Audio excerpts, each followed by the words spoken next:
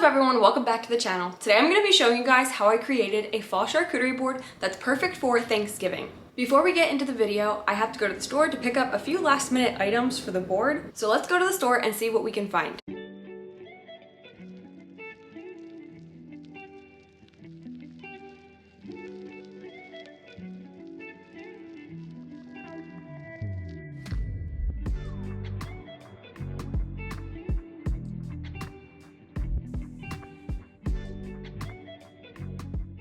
Here's a quick sneak peek of the finished result of this fall charcuterie board. Now let's get right into the video. The first cheese that I'm going in with is called Camembert, and it's very similar to brie cheese. I'm just cutting it in half and in half again until I get to 16 slices. Sometimes the knife will get stuck, so you just have to use your fingers to hold down the cheese so that way you can slide your knife out without breaking the cheese apart. As the slices start getting smaller, it gets a little bit more difficult to cut it without breaking it, so you just have to keep putting more pressure down the smaller the slices are getting. Once you have all 16 of your slices, move your cheese over onto your charcuterie board and start separating all of the pieces. Once you have everything separated, you can start layering the cheese on top of each other to create a fanned out circle. I'm going to be leaving a small hole in the center of this cheese because later on I'm going to be adding some blackberries to the middle of it. It might take a minute to get the circle the way that you exactly want it, so you just have to play around with the wedges. If certain ones aren't laying properly, try to swap them out with some of the other ones.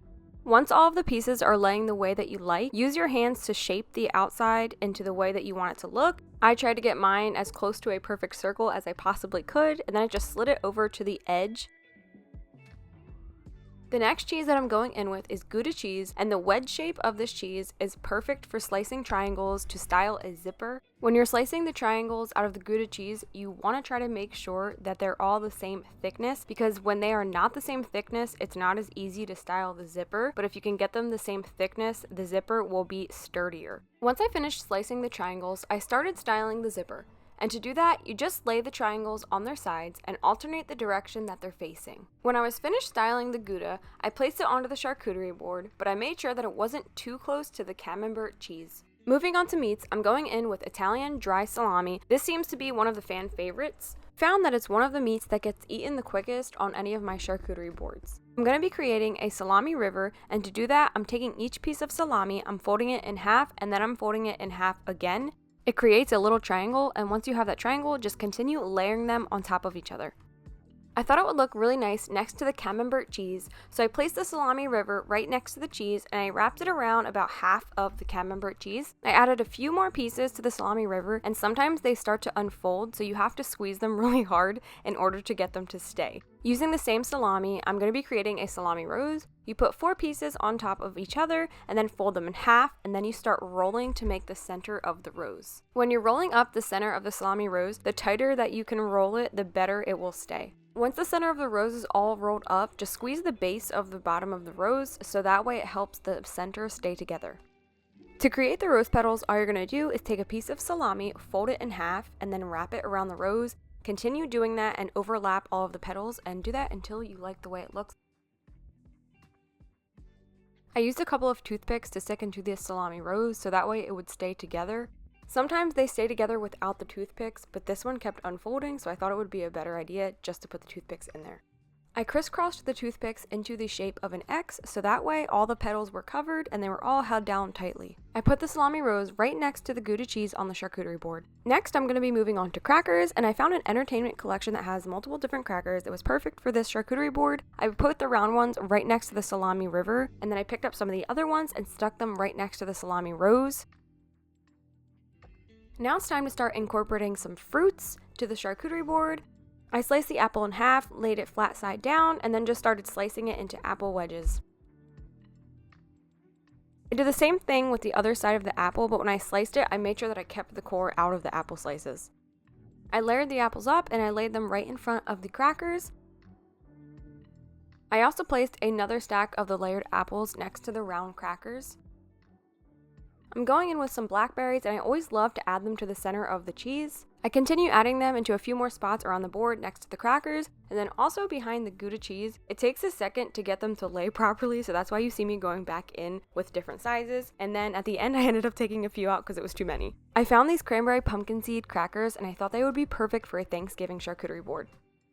It's time to sweeten it up a little bit with these maple truffle butter cookies that I found. Guys, these things are super delicious. I layered them up near the edge of the board between the apples and the blackberries.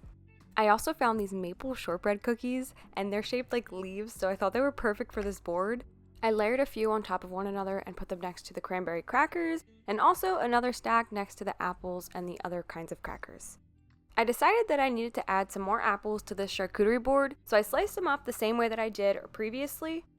When you're cutting the apple and you're making your slices, try to get them around the same thickness because they layer over each other a lot better when they're the same thickness.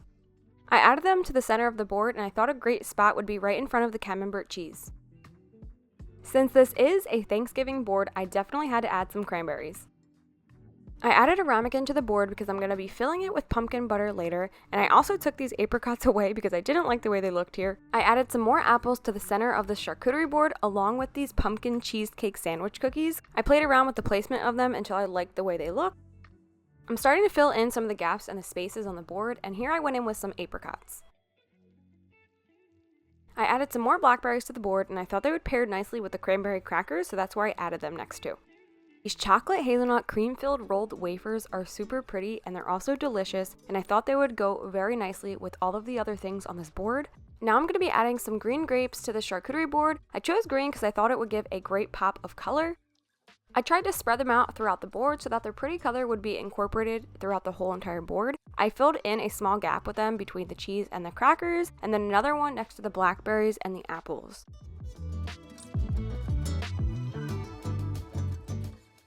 I went in with some more apricots to fill another small gap, and then some more blackberries on the edge of the board next to the cream-filled wafers and the grapes.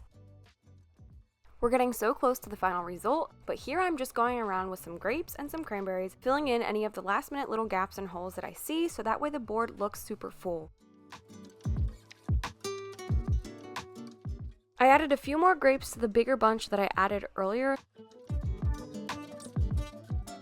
And last but not least, I'm going in with the super yummy pumpkin butter that I found at Trader Joe's. I'm just adding it right into the ramekin that I added onto the charcuterie board earlier in the video. Here's the final result of this Thanksgiving and fall themed charcuterie board. All of the different colors and textures make this board super beautiful and vibrant. This board is perfect for any Thanksgiving dinner with your family, a Friendsgiving, or just any celebration for this time of year. All of the meats, cheeses, crackers, and fruits went so perfectly together. Let me know if you guys have any questions, tips, or tricks down in the comments below. I would love to hear your guys' feedback and input. If you recreated this charcuterie board, I would love to see a picture in the comments down below. Thanks so much for watching this video. I hope you guys really enjoyed it. Be sure to like, comment, and subscribe. Leave any input, suggestions, or ideas down below, and let me know what kind of charcuterie boards you guys want to see next. I wanted to show you a few of the boards that I just got at the store called At Home, and I think one of them was at Walmart. I found this board at Home. I'm gonna use this one to make my Christmas charcuterie board. It was $24.99 at Home, and it's a huge board, so I think the price was pretty good. It's really good quality wood. It's solid wood. It doesn't like fray or anything when you clean it. I also found this Christmas tree board. This was in At Home's holiday collection, and it was $12.99. I thought this would be really cool to put like some of the dry ingredients on, like crackers and stuff, and pair it with your charcuterie board. The last one that I found was this little small one with reindeer antlers that says ho ho ho on it. I thought this would be perfect for a small like snack charcuterie board. Thanks so much for watching the video. Be sure to leave any comments down below. Let me know what kind of ideas and boards you guys want to see next, and stay tuned because the next board I'm going to be doing is going to be my Christmas charcuterie board, and I'm super excited for it. I'll see you guys in the next one. Bye!